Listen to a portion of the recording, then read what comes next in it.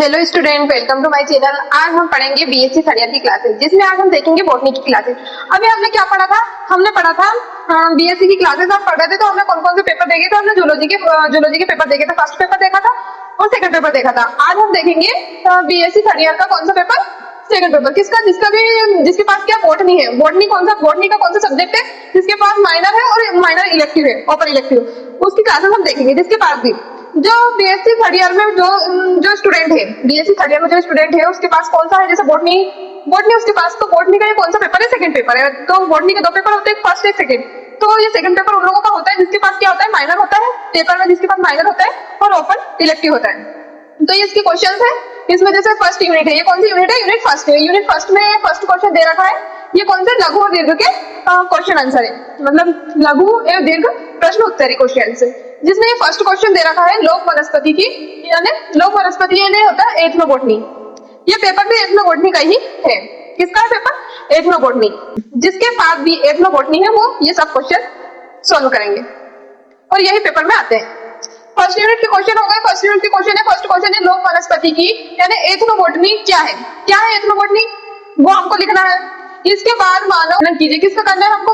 पादप मानव अंत संबंधों या विषय क्षेत्र यानी स्कोप का वर्णन करना है। ये फर्स्ट क्वेश्चन होगा, ये इसी में है। इसमें हमको एक तो एथनोबॉटनी क्या है उसके बारे में पूरा उसके बारे में बताना है। जिसके बाद सेकंड क्वेश्चन दे रखा है इस पे कि लोक वनस्पति की यानी एथनोबॉटनी के प्रमुख उप प्रभाव एवं शाखाओं का वर्णन कीजिए। किसका वर्णन करना है? उसके जो प्रमुख उपभाग है, उप प्रभाग है, उसका क्या करना है, उन शाखाओं का हमको क्या करना है, वर्णन करना है। इसके बाद हम देखेंगे थर्ड क्वेश्चन। कौन सी यूनिट का? यूनिट फर्स्ट का ही थर्ड क्वेश्चन देखेंगे। अब इसके बाद में हम थर्ड क्वेश्चन देखेंगे। इसमें थर्ड क्वेश्चन दे रखा है। थर्ड क्वेश्चन क्या दे रखा है कि भारत में पाए जाने वाले लोकप्रिय स्वदेशी जनजातियां एवं उनके सांस्कृतिक रूपरेखाओं की व्याख्या कीजिए। किसकी व्याख्या करनी है हमको? जो भारतवर्ष में पाए जाने वाली क्या है, लोकप्रिय स्वदेशी जनजातियां, जो लोकप्रिय जनजातियां है उनकी क्या करनी है, उनकी सांस्कृतिक रूपरेखा की व्याख्या करनी है। क्या करनी है? जो सांस्कृतिक रूपरेखा है उसकी क्या करनी है, उसकी हमको व्याख्या करनी है। इसके बाद में जैसे फोर्थ क्वेश्चन दे रखा है, फोर्थ क्वेश्चन में दे रखा है कि भारतवर्ष में पाए जाने वाली आदिवासी समुदायों द्वारा किए जाने वाले प्रमुख नृत्यों का वर्णन कीजिए। किसका वर्णन करना है हमको? इसमें हमें करना है जो भारतवर्ष की जो आदिवासी समुदाय की जो जनजातियां है उनमें कौन से नृत्य होते हैं, उनका क्या करना है, जो नृत्यों का क्या करना है, हमको वर्णन करना है, नृत्यों के बारे में लिखना है। इसके बाद हम फिफ्थ क्वेश्चन देखेंगे। फिफ्थ क्वेश्चन में दे रखा है, फिफ्थ क्वेश्चन में क्या दे रखा है कि भारतीय जनजातियों के समक्ष आने वाली चुनौतियां एवं उसके विकास की दिशा में सरकार द्वारा किए जा रहे प्रयासों का वर्णन करना है। किसका वर्णन करना है? जो भारतीय जनजातियां हैं, उनके समक्ष जो आने वाली जो चुनौतियां हैं उनके विकास की दिशा सरकार द्वारा किए जा रहे प्रयासों में क्या करना है, इनका वर्णन किया जाए। जो उनके विकास के लिए जो क्या प्रयास किए जा रहे हैं उन सभी प्रयासों का क्या करना है, हमको वर्णन करना है। जिसके बाद सिक्स क्वेश्चन में दे रखा है वर्तमान संदर्भ में एथनोबॉटनी की क्या भूमिका है। जो हमारी एथनोबॉटनी है उसकी क्या क्या भूमिका है वो सब हम इसमें पढ़ेंगे। ये हमारी फर्स्ट यूनिट कंप्लीट हो गई है। फर्स्ट यूनिट में हमने फर्स्ट जो यूनिट है उसका इंडेक्स देखा है, उसके इंडेक्स में हमने ये सारे क्वेश्चन देखे। उसके कितने क्वेश्चन है फर्स्ट यूनिट के 6 क्वेश्चन है, तो 6 क्वेश्चन कंप्लीट हो गए। तो हमारी क्या होगी, फर्स्ट यूनिट की जो एथनोबॉटनी की जो क्वेश्चन है फर्स्ट यूनिट हमारी कंप्लीट हो गई। अब हम स्टार्ट करेंगे सेकंड यूनिट पढ़ेंगे। इसके बाद अभी हमने क्वेश्चंस देखे, इनका भी रिवीजन करना है आपको। अब हमारी यूनिट फर्स्ट कंप्लीट हो गई है। इसके बाद हम पढ़ेंगे यूनिट सेकंड। ये यूनिट सेकंड है किसकी? एथनोबॉटनी की। जो हम एथनोबॉटनी की क्लासेस कर रहे थे उसमें ये यूनिट सेकंड है। तो यूनिट सेकंड के क्वेश्चंस हम देखेंगे। ये सिर्फ फर्स्ट क्वेश्चन है, ये किसके? लघु एवं दीर्घ क्वेश्चन आंसर है। इनको हम देखेंगे कि जो एथनोबॉटनी है, एथनोबॉटनी के अंदर में जैसे फर्स्ट क्वेश्चन दे रखा है कि एथनोबॉटनी के अंदर आप जो सेकंड यूनिट है, सेकंड यूनिट में क्या पढ़ेंगे। जैसे फर्स्ट क्वेश्चन दे रखा है, क्या दे रखा है कि भारत में आदिवासियों द्वारा प्रयोग किए जाने वाले किन्हीं 8 पौधों के नाम लिखिए। इसके विशिष्ट लक्षण, औषधि गुण तथा अन्य उपयोगी पर लेख लिखना है। किस पर लेख लिखना है? एक जो भारत में जो आदिवासी है उनके द्वारा हमको लिखना है कि उनके द्वारा कौन कौन सी जो औषधियां है, कौन कौन सी औषधियों का प्रयोग किया जाता है। भारत में जो आदिवासी हैं उनके द्वारा कौन कौन से जो पौधे हैं,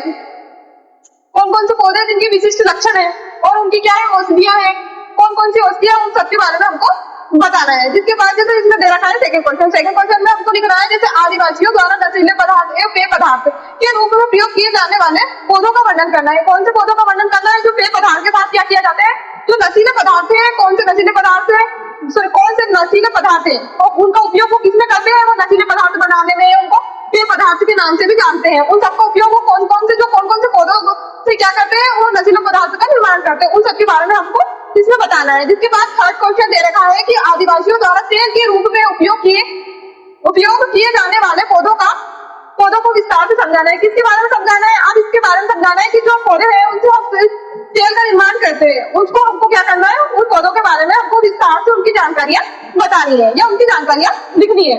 ये कितने थर्ड क्वेश्चन हो गए और फोर्थ क्वेश्चन हम देखेंगे। अब हम फोर्थ क्वेश्चन देखेंगे सेकंड यूनिट का। ऐसा नहीं कि हम है लिख के नहीं पढ़ा सकते हैं, लिख के भी पढ़ा सकते हैं, लेकिन है ना क्या है कि बहुत टाइम लगेगा लिखने के लिए, इसलिए मैंने क्या किया है इसको लिख लिया है, लिख के इसको एक्सप्लेन करना है, क्योंकि लिखने में क्या हो जाएगा कि बहुत टाइम लगेगा और वीडियो लेंथ भी हो जाएगी, इसलिए हम ऐसे इसको समझेंगे, लिखकर बोर्ड पे ऐसे हम समझेंगे। फोर्थ क्वेश्चन दे रखा है, क्या दे रखा है फोर्थ क्वेश्चन में, पौराणिक कथाओं के आभूषण के रूप में प्रमुख पौधे एवं पुष्पों का वर्णन करना है। किसका वर्णन करना है, जो पौधे और पुष्पों का वर्णन करना है। जिसके बाद हमें फिफ्थ क्वेश्चन दे रखा है कि पौधों के संबंध में कुल देवता एवं निवेशों को समझाइए। किसको समझाना है, जो पौधों के संबंध में कुल देवता एवं निषेधों को समझाइए। पहले क्या होता था कि जैसे पहले भी हम भी जैसे पौधे होते हैं ना, जैसे तुलसी का पौधा है उसको भी तुलसी माता मानते हैं, बहुत सारे पौधों की है ना आज भी पूजा की जाती है। हिंदू धर्म में आज भी बहुत सारे पौधों की पूजा की जाती है। लोक उक्तियों एवं पौधों के पौराणिक संबंधों की विवेचना कीजिए। जिसके बाद सेवेंथ क्वेश्चन में दे रखा है कि आदिवासियों द्वारा सेजिन के रूप में उपयोग किए जाने वाले पौधों पर टिप्पणी लिखनी। किस पर टिप्पणी लिखना है, जो आदिवासियों द्वारा हम क्या करते हैं, जो रेजिन है ना, रेजिन के रूप में जो पौधों का उपयोग किया जाता है, जिन पौधों का उपयोग करना है उन पर क्या करना है, हमको टिप्पणी लिखनी है या उनके बारे में पूरी जानकारी देनी है।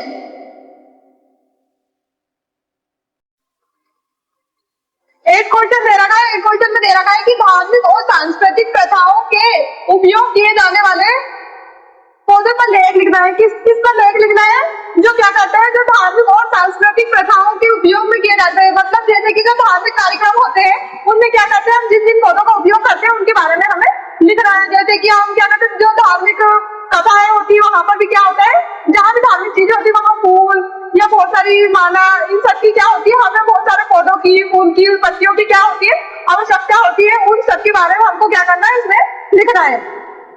पूजा के लिए जो मतलब जहाँ पूजा की जाती है, पूजा के लिए भी जिन सामग्रियों का उपयोग किया जाता है उनके बारे में हमको इसमें लिखना है। जिसके बाद 9th क्वेश्चन में दे रखा है कि आदिवासियों द्वारा उपयोग किए जाने वाले खाद्य पौधों की सूची बनानी। किसकी सूची बनानी है, जो खाद्य पौधे हैं उनकी क्या करनी है, हमको प्रॉपर सूची बनानी है।